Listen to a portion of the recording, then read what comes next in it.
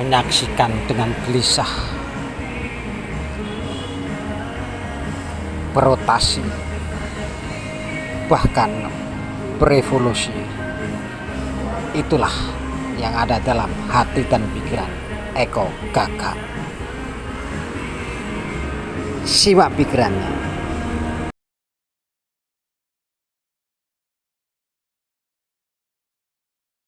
Assalamualaikum kok. Waalaikumsalam. Ya, apa kabarnya kok? Alhamdulillah. Bagaimana kabarnya? Katanya habis refreshing luar kota. Apa ini oleh-olehnya? Pikiran-pikiran revolusioner apa ini yang dibawa ke Surabaya lagi? Monggo silakan kok. Ya, terima kasih ya. Kemarin ya juga refreshing ya. Ya kalau refreshing kan kita introspeksi juga merefleksikan ya, terkait daerah ya atau wilayah ya, yang ini kita sebagai tempat berpijak ya. Jadi menyikapi peristiwa dan perkembangan ya yang di daerah ya. Jadi dinamikanya hidup ya seperti ini. Kita juga perlulah ya untuk memperluas ya. Apalagi yang ditanyakan saya lupa tadi. Ya ini Oleh-oleh. oleh-olehnya apa ini? Apa juga di sana juga membahas masalah RUU penyiaran yang sangat kontroversial atau masalah pameran yang sekarang banyak diomongin oleh publik, tabungan kok kayaknya rampas kekayaannya rakyat kecil, gimana kok? Oh gitu ya.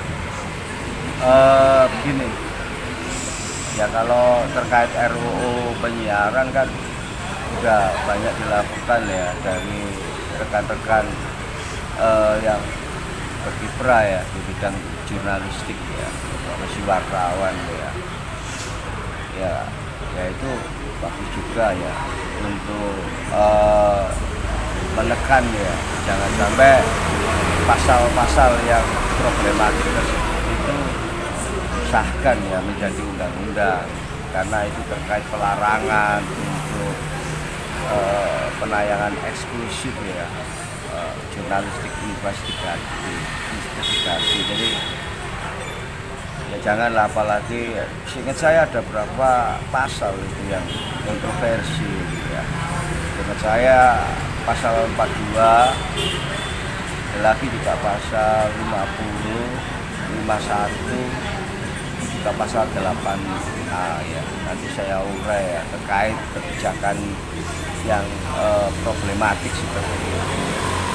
Karena selama ini kan jurnalistik kan di bawah naungan pers dan dewan pers ya, terkait kewenangannya untuk mempertimbangkan persoalan ya masyarakat gitu ya. Jadi terkait perselisihan atau sengketa ya itu juga di take over atau diambil alih untuk regulasinya Komisi Penyiaran. Yang kita tahu RUU penyiaran ini kan nomor 32 tahun 2002 ya untuk direvisi, tapi kan untuk rancangan ya untuk rancangan, dan itu kalau nggak dilawan ya juga memberangus ya kebebasan berekspresi dan termasuk pers itu juga ya, karena bagaimanapun itu kan jurnalistik itu kan juga mencari, terus memperoleh, menyimpan, mengolah dan menyampaikan ya terkait kinerjanya seperti itu ya. Jadi ya, tapi kalau saya lebih mengkritisi ya, semestinya kalau jurnalis wartawan itu kan cukup hanya memberikan konfirmasi aja kepada komisi komisi berapa ya, komisi 1 itu inisiatif dari DPR RI terkait untuk draft atau rancangan undang-undang penyiaran gitu ya.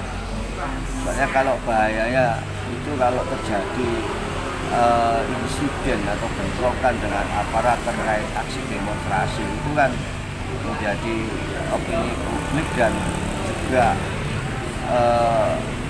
mereduksi ya citra dari pers itu sendiri. Jadi yang saya khawatirkan seperti itu. Kalau kita berbicara lembaga pers yang sebagaimana yang dimaksud merupakan pilar keempat. Jadi seperti itu. Nah, terkait untuk tapera yang akhir-akhir ini yang menjadi pembicaraan itu kan sebenarnya kan ini Undang-Undang Nomor 4 tahun 2016 tentang tapera ini. Terus itu PP-nya ya peraturan presiden itu nomor 25 ya tahun 2020 tentang penyelenggaraan tabungan perumahan rakyat hingga tanggal Mei kemarin ya 27 Mei juga diterbitkan PP nomor 21 tahun 2024. Nah ini sampai sekarang ini tanggal 7 ya, tanggal 8 Juni menjadi perdebatan dan banyak penolakan ya. Yang kita tahu saya juga menyimak ya hingga ya, Menteri PUPR ya, Pekerjaan Umum dan Perumahan Rakyat juga menyesalkan ya. Tapi ya perlu diingat ya bahwa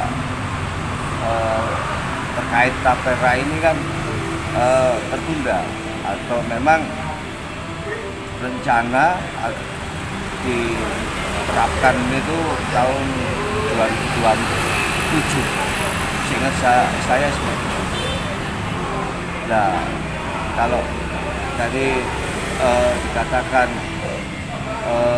bagaimana ya memangkas gaji ya ini ya saya jelaskan ya terkait untuk potongan-potongan untuk tapera ini kan 3% ya 3% ya gaji dari pekerja ya atau karyawan swasta ya itu pun juga ada berapa kriteria yang menjadi peserta terkait tapera itu yang terdiri usia minimal 20 tahun ya jadi menjadi peserta dan maksimal itu kan sekitar 58 tahun jadi seperti itu dan itu pun juga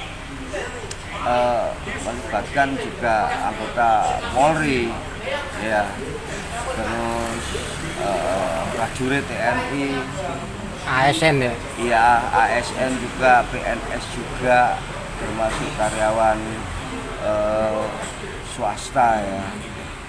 Terus pekerja atau pegawai BUMN, BUMD lah itu kan ambil 3% ya. 2,5%-nya itu memangkas gajinya, yang 0,5% itu pemberi kerja. Jadi seperti itu aturannya.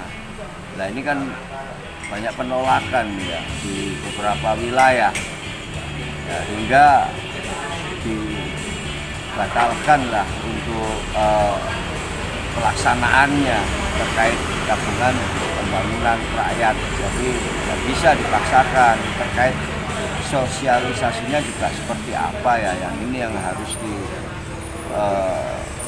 diterangkan ya pada pemerintah gitu. Jadi tidak serta-merta membentuk undang-undang atau peraturan pelaksana atau itu tidak melibatkan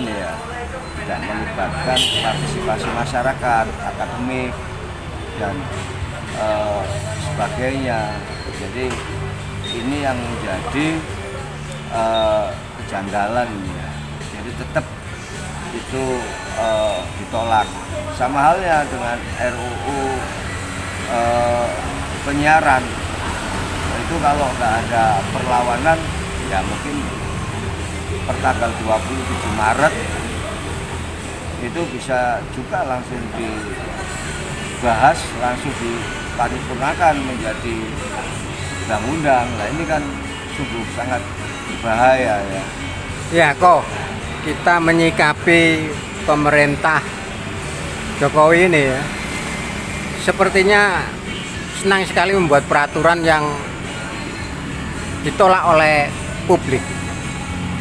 Dulu ada undang-undang KPK, perubahan KPK, kemudian ada Omnibus Law yang sebenarnya terus ditentang oleh publik. Sebenarnya Mas Eko menyikapi rezim yang suka membuat aturan undang-undang yang justru merugikan publik ini apa sih penilaiannya? Termasuk undang-undang tentang pelarangan jurnalis investigasi ini. Ya kalau saya menyimak ya itu segmen ya bagian dari kelompok pemerintah untuk mengamankan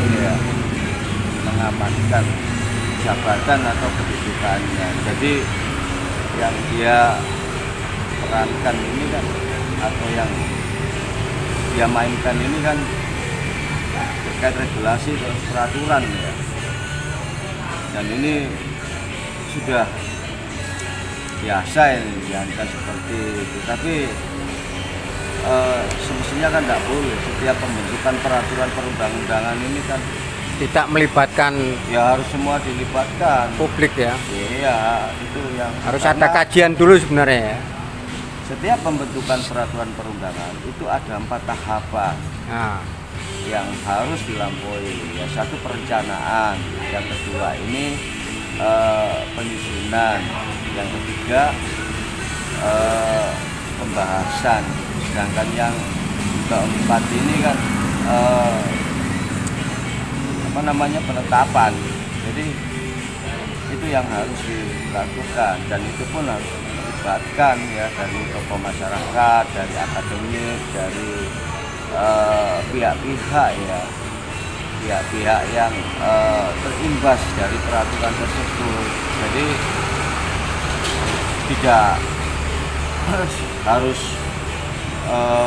regulasi itu yang menentukan presiden dan DPR RI. Selama ini kan begitu, tidak melibatkan, padahal peraturan itu kan dibuat untuk seluruh rakyat gitu. Jadi janganlah kita kembali lagi ke otoritarian ya, zaman rezim Orde Baru. Sekarang kan reformasi, tapi saya selalu mengkritisi 20 tahun reformasi ini kan itu sudah ambigu ya, nggak jelas gitu, nggak jelas. Sudah berapa produk ya undang-undang yang dihasilkan gitu, tapi faktanya masyarakat ini kan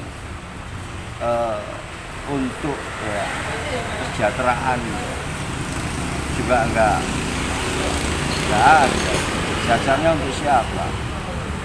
Kemakmurannya, terus keadilannya, sistem bangsa dan bernegara, termasuk sistem politiknya sudah berantakan, saya katakan.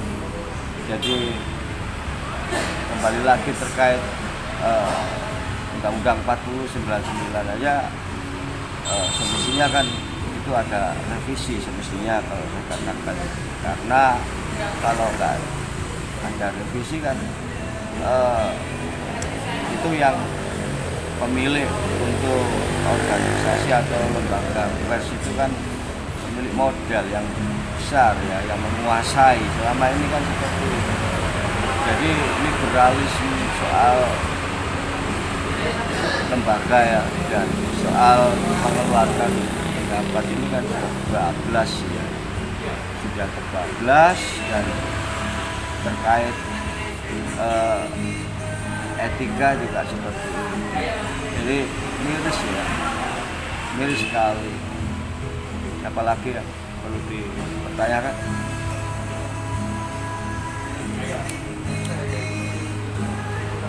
Apalagi ini ya. Nggak apa-apa ya, kita ini selama ini kan juga ngopi seperti ini kan, ya semoga bermanfaat ya pada pemirsa ya. Kita nggak ada yang bayar, berulang kali saya katakan, kita nggak ada untuk kepentingan pribadi, nggak ada. Semua dilakukan ini sukarela. Jadi terkait aksi-aksi apa yang ada di kota Surabaya, ya mungkin di daerah Jawa Timur ini kan kadang-kadang ya miris saya kalau mendengar atau menyaksikan aksi-aksi bayaran ya, dengan nominal 100.000, 200.000, itu kan sangat miris, mengatasnamakan masyarakat. Dan kita ketahui bersama ya sudah berapa jumlah organisasi yang ada di kota Surabaya ini semua bergerak dan berjuang untuk kepentingannya sendiri. Nah, ini yang terjadi. Jadi sungguh miris dan tragis, dan kita sudah persatuan Indonesia ini sepertinya sulit ya untuk kita wujudkan kembali ya, apalagi dengan jumlah banyak partai politik dan beragam profesi sudah tidak jelas ya. Seperti profesi wartawan aja asal-asalan menjadi wartawan gitu. Dan saya sangat sedih. Kalau dulu di era Orde Baru untuk menjadi seorang jurnalis wartawan penggemblengan bahasanya untuk pelajarannya itu sampai 3 bulan ya. Nggak asal-asalan jadi seperti saat ini ya. Dan itu pun juga terjadi di lembaga legislatif seperti untuk caleg ya, untuk calon legislatif ya, karena kaya raya dan dia mampu ya membayar ya, ya seperti itu jadinya ya berantakan, tidak mewujudkan ya atau menemukan keadilan sosial dan kemakmuran dan kesejahteraan ya. Saya katakan ini fakta, sampai kapan ini berakhir gitu. Jadi ini yang harus dicermati bersama. Jadi saya menekankan kesadaran dan saya selalu memprioritaskan silaturahmi, berbagi dan berwaras. Kuncinya di situ. Jadi jangan persepsi yang macam-macam ya, gitu terkait saya kemarin diadukan atau apapun, karena nggak paham dari makna ya yang saya ketik atau yang saya tulis itu. Padahal untuk peraturan kepolisian kan sudah jelas ya terkait tentang penyidikan tindak pidana itu ada berapa tahapan yang dilampaui. Jadi tidak apa ya asal-asalan gitu.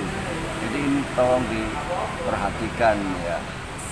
Jadi ini yang membuat saya miris dan kondisi bangsa dan negara ini tragis. Jadi kemarin juga refleksi ya dari kota kelahiran saya Malang itu selama ini bagaimana ya terkait 20 tahun lebih reformasi ini arahnya kemana ya, gitu. Kedaulatan rakyatnya seperti apa gitu. Jadi saya mohon maaf ya, saya sampaikan juga ya kepada kawan-kawan pekerja atau buruh ya, serikat pekerja. Kemarin saya ikut ya untuk solidaritas terkait kawan-kawan yang tersangkut ya tindak pidana yang sekarang ditahan di Polrestabes ya. Saya ikut solidaritas, tapi karena ada kawan kita yang melarang saya ya, akhirnya ya kalau Jawanya itu yang waras ngalah gitu aja. Jadi saya mohon maaf dan saya tidak ikut ya atau berpartisipasi, dan karena mereka juga saya kenal, juga kawan saya, nggak bisa tetap support ya, terlepas apapun ya. Jadi itu apalagi yang perlu diperbincangkan. Ya, saya kira cukup Mas Eko ya, kita ngobrol-ngobrol pinggir jalan malam ini. Mudah-mudahan ini bermanfaat dan tidak ada yang tersinggung dengan obrolan kita, karena hakikatnya kita adalah memberikan satu edukasi ya, sesuai dengan kemampuan kita di era informasi yang demikian terbuka. Oke, terima kasih Mas Eko. Ya sebentar, sebelum di closing ya, ini Yuk. saya sampaikan ya, berulang kali saya mengatakan itu silaturahmi, berbagi dan super waras. Jadi mohon maaf ya kalau apabila bahasa saya atau kata kalimat saya yang menyakiti itu loh. Itu pun maksud dan tujuan saya bergotong royong, hidup bersama, berbagi, jangan mementingkan diri sendiri apalagi kelompok. Jadi mengapa sampai saat ini saya seperti ini ya, kawan-kawan dan rekan-rekan ya pasti menyadari dan tahu saya ini juga tidak pernah mengaku saya ini siapa, tapi apa yang saya lakukan ini untuk semua lapisan masyarakat, terutama masyarakat yang tidak mampu atau masyarakat miskin. Nah itu pun juga saya lakukan dengan sukarela. Bayangkan, bisa nggak rekan-rekan atau kawan-kawan melakukan seperti halnya yang saya lakukan selama ini terkait segala bidang sosial, bidang politik, sejarah atau apapun. Jadi itu yang bisa saya sampaikan, dan semua ini kembali lagi kepada jati diri ya, introspeksi bahwa kemampuan atau skill kita itu seperti apa gitu, jangan gegabah ya. Makanya saya selalu menyampaikan itu ojo tolol, ojo teko, ojo gombal, ojo dobol, sangat pedas, sangat tajam itu saya katakan itu, karena dinamika hidup ya seperti saat ini terkait perkembangan zaman pun ya, itu tidak boleh menabrak kearifan lokal atau adat istiadat yang berlaku di Republik Indonesia seperti saat ini. Jadi yang saya kawinkan ini keadaan yang memang kita tidak tahu tapi sok tahu menjadi malapetaka.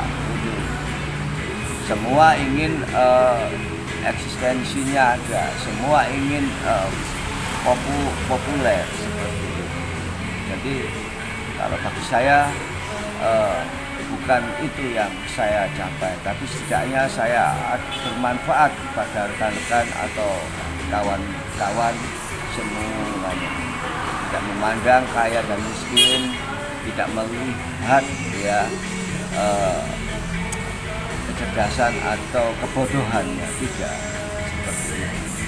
Jadi terima kasih atas waktu yang diberikan kepada saya terkait wawancara untuk episode yang kesekian kalinya. Semoga Mr. Sepleng dan semua rekan dan kawan-kawan seger, waras, dan tetap semangat, dan yang penting usaha dan rezekinya semoga lancar dan diberkati oleh Tuhan Yang Maha Esa. Wassalamualaikum warahmatullahi wabarakatuh. Waalaikumsalam warahmatullahi wabarakatuh.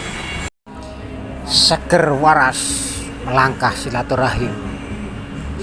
Satu Suara Production by Eko Gaga.